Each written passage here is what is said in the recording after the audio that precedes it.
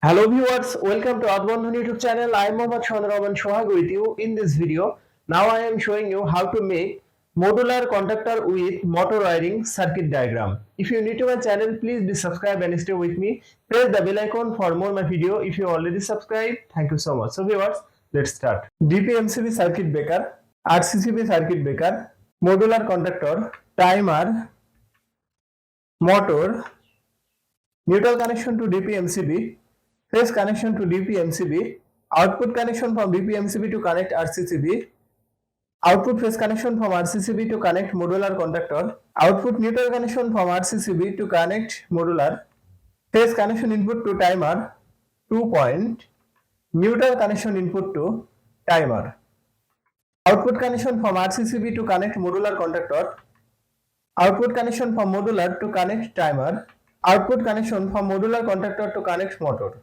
arching connection input to motor. Now this circuit is ready for use.